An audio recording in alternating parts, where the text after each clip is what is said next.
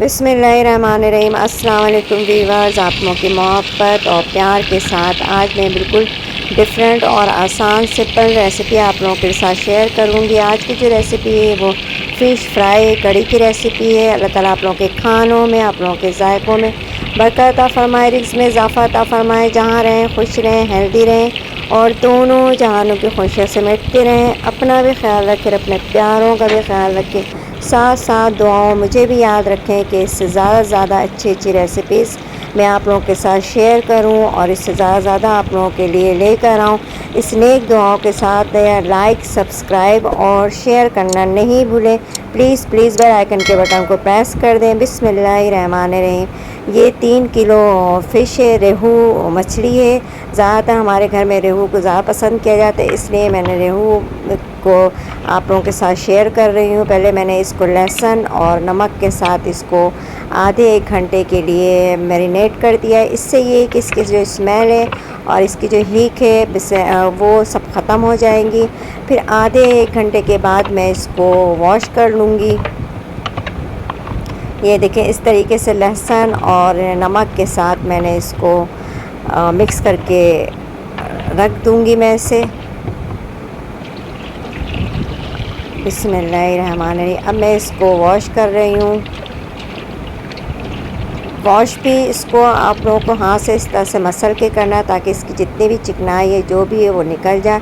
और सिंपल बिल्कुल आसान रेसिपी है। इसमें सिर्फ़ और सिर्फ पिसी मिर्चें और मैं हल्दी के साथ इसको मिक्स करूँगी और 1 चुटकी अजवाइन है वो इसमें डालूँगी और बस इसको मिक्स करके फ्राई करना है, क्योंकि लहसुन के साथ पहले ही मैंने इसको वॉश कर लिया था। अल्हम्दुलिल्लाह अल्हम्दुलिल्लाह। ये देखें, और ये इसको बिल्कुल शुरू में हल्की आंच में इसको आपने फ्राई करना है। उसके बाद क्योंकि अंदर से ये पक जाए और जितना भी इसका पानी है वो निकल आए इसमें फ्राई के दौरान। ये तेज़ आंच में अगर आप फ्राई करेंगी तो ऊपर से ये इसकी लेयर्स जल जाएंगी और अंदर ये इसकी जो भी पानी है वो अंदर रह जाएगा, इसलिए फिर इसकी स्मेल आएगी। इसलिए पहले मैं इसको फ्राई करूँगी और फ्राई करने के बाद मैं इसमें ग्रेवी की चीज़ें तैयार कर लूँगी। इसके लिए मैंने इससे आधा किलो प्याज को वो काट लिया है।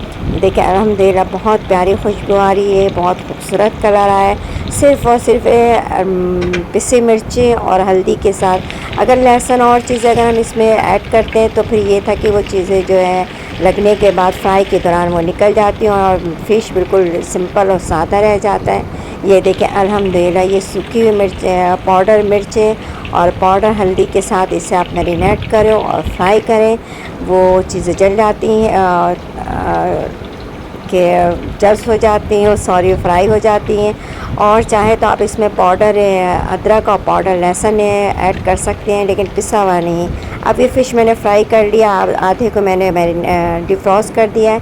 यह आधा किलो से ज़्यादा प्याज है। ये देखिए 2 लहसुन की जवें हैं, चंद टुकड़े अदरक के हैं। ये मैं इसको अलग पीस लूँगी और 2 अदद टमाटर डाल दिया है मैंने इसमें और 4 टेबलस्पून पिसी मिर्च, 2 टेबलस्पून हल्दी और 2 टेबलस्पून काली मिर्च और ज़ीरा और 1 चुटकी मिक्स गरम मसाला और 1 पाव ऑयल है। ऑयल को गरम करके उसमें 1 टीस्पून मेथी दाना डालना है और प्याज को वॉश कर लें, क्योंकि प्याज मीठी होती है। जब भी आप प्याज को मसाला तैयार करें प्याज को ज़रूर वॉश कर लें।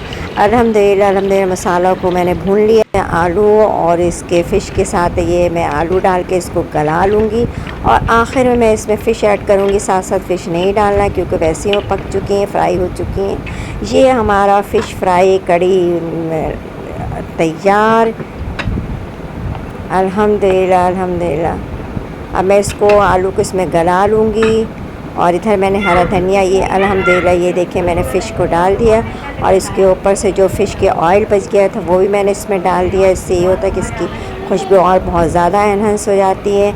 इस तरीके से आप लोग भी बनाएं अपने लिए, अपने प्यारों के लिए और साथ साथ दुआओं मुझे भी याद रखें। इससे ज़्यादा अच्छी रेसिपी लेके आऊँ। अल्लाह हाफ़िज़।